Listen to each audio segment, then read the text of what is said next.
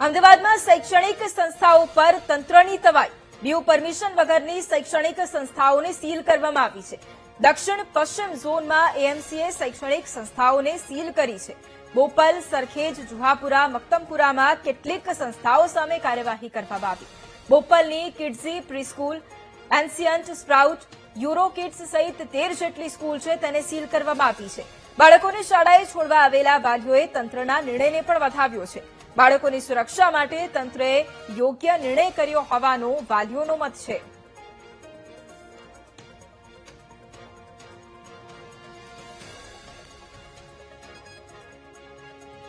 Corporation દ્વારા શૈક્ષણિક સંસ્થાઓ ઉપર તવાઈ છે તે બોલાવવામાં આવી છે. કોર્પોરેશનના દક્ષિણ પશ્ચિમ ઝોન કચેરી દ્વારા છે તે અમદાવાદ શહેરના બોપલ, સરખેજ, મકરબા સહિતના વિસ્તારોમાં આવેલી જે પ્રી સ્કૂલો અને શૈક્ષણિક સંસ્થાઓ છે, આ 13 જેટલી સંસ્થાઓ છે તેને નોટિસ આપી અને સીલ છે તે કરવામાં આવી છે.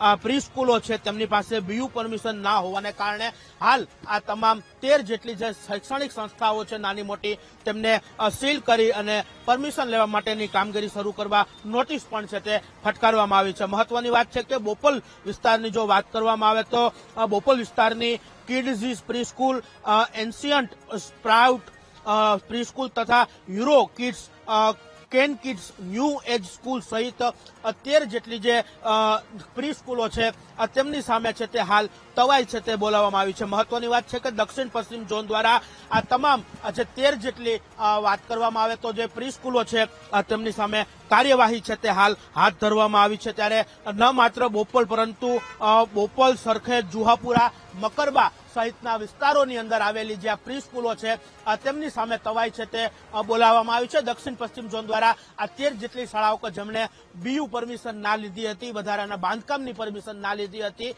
તેમની સામે છે તે હાલ કાર્યવાહી છે તે કરવામાં આવી છે. સીલ કરી અને નોટિસ છે તે હાલ આ તમામ જે શૈક્ષણિક સંસ્થાઓ છે તેને ફટકારવામાં આવી છે.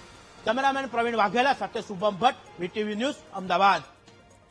તો શૈક્ષણિક સંસ્થાઓ પર તંત્રએ તવાઈ બોલાવી છે. બીયુ પરમિશન વગરની જે શૈક્ષણિક સંસ્થાઓ છે તેને સીલ કરવામાં આવી છે. ખાસ દક્ષિણ પશ્ચિમ ઝોનના એએમસીએ શૈક્ષણિક સંસ્થાઓને સીલ કરી છે.